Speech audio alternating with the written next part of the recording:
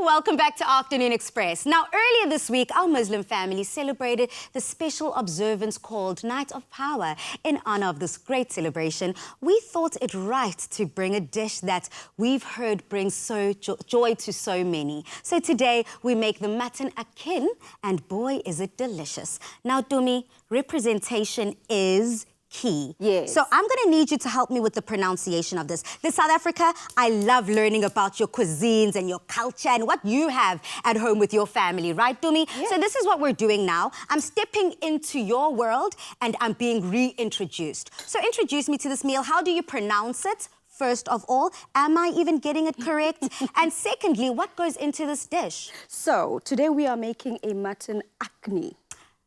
Akni. Akni, yes. So I actually went and did a bit of research because it had to make sense why we're making this dish and on a Friday, because I've actually heard that this is one of the dishes that is prepared on a Friday, basically. So I wanted to make sure that we tie in with that and celebrate with our Muslim viewers as well, because like you said, we don't want to leave anyone behind. We're all celebrating. Yes, it's that time of the year, we're on lockdown, but we don't want to be feeling down. Yes. So we're looking for more inspiration, not just the stews and the stuff. Let's find different recipes to make. Something that still unites us. You know the song Rainbow? Yes. Let's find another way to celebrate our Rainbow Nation. Definitely. I like that, Dumi. And on that same vein of representation and making sure that everyone is heard, I also think it is key and essential for us as the Rainbow Nation, La Mzansi, to make sure that we are out loud and proud as Abantu, the people that we are, you know? Yes. And this dish is the perfect way to do so. Yes. So what I've done for now is I've actually started making the akni itself. I just have to disclaim and make sure people understand. It's the first time I'm making it,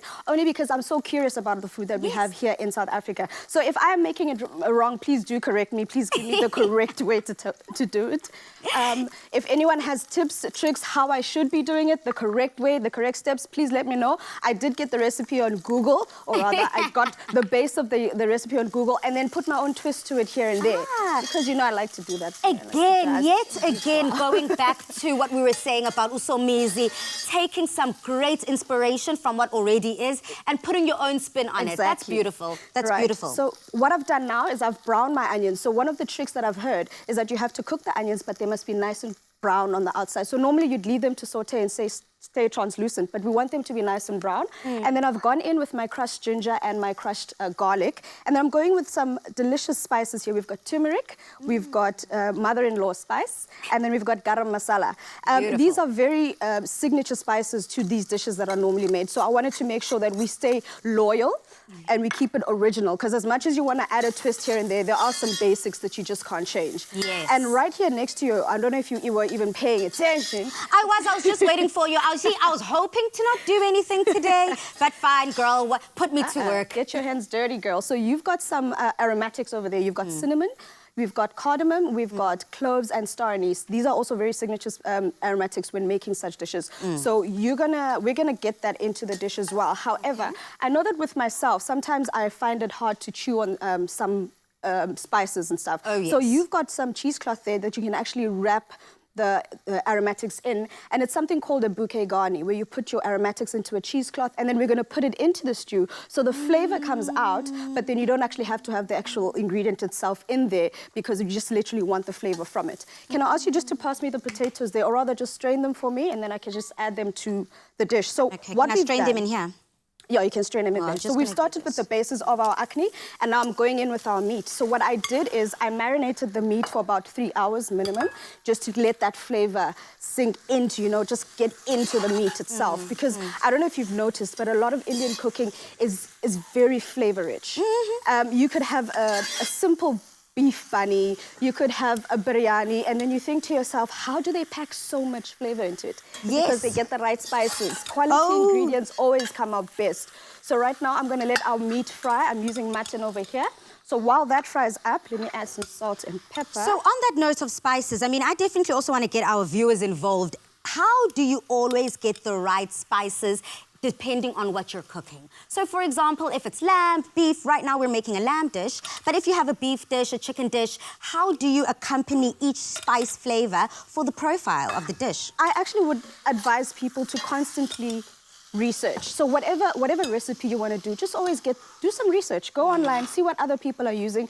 And one other thing that I like to do is when I check the dishes I want to make, I like to check what flavors pair well with it. So if, for instance, you're making mutton, lamb, lots of people say use mint. Mint goes well with lamb. If you're doing beef, beef is a very versatile meat because you could literally put anything in it. In fact, all meats are great, actually. So you could use any of those ingredients there. But just basically go online, research, and you'll find all those ingredients there. So normally what would happen now is we let the meat cook for about an hour, and then we go in with our potatoes thereafter. I'm really trying, Tumi, to make sure that no aromatics escape here out of this cheesecloth.